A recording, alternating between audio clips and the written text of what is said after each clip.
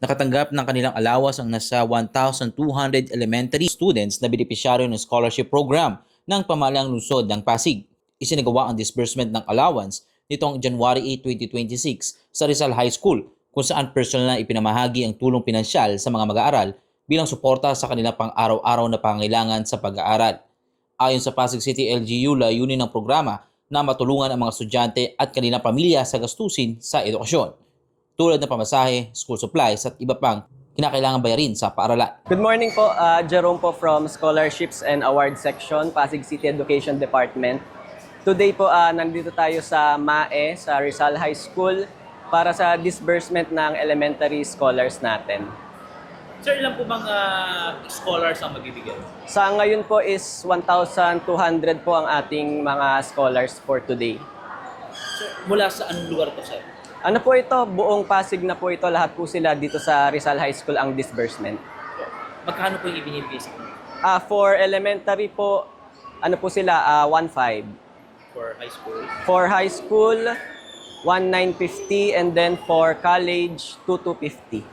Sir, ano ba yung requirements para mapasama sa scholar? For scholars po, kung mag-a-apply po, abang po kayo sa Facebook page natin dahil doon po kami nag-a-announce. So usually every opening of the school year, ayan po, abangan po ninyo mga a month after magpapa-apply na po kami for scholarships.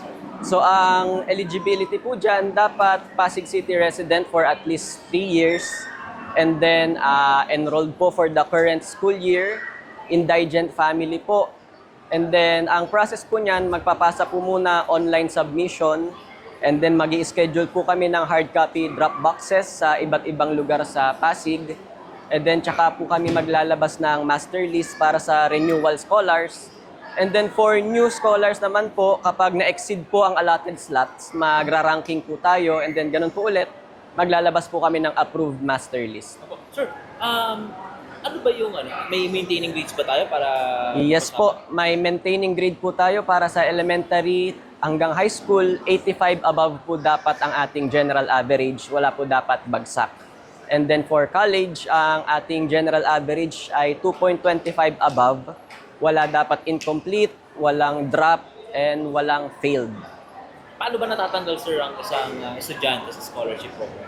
So for elementary, junior high, ang kailangan po within Pasig po ang kanilang school. So kung halimbawa magta-transfer out sila sa ibang city, hindi na po sila pasok sa qualifications. And then another one po, kung nag-exceed po sa salary, sa combined salary ng kanilang parents, hindi rin po sila matatanggap. And then yung years of residence po, kung hindi pasok sa at least 3 years, hindi rin po qualified. Tuwing kailan po kasi nagbibigay ng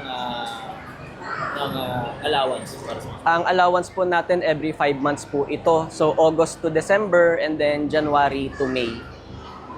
May gusto ko sabihin, sir? Ayun na po. So abang lang po lagi tayo sa Facebook page natin para lagi po tayong updated.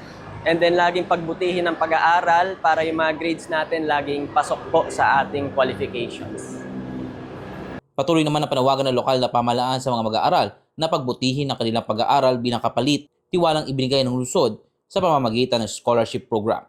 Ako si Monching para sa latest ng iNews Pasig. Balitang totoo, serbisyong tunay.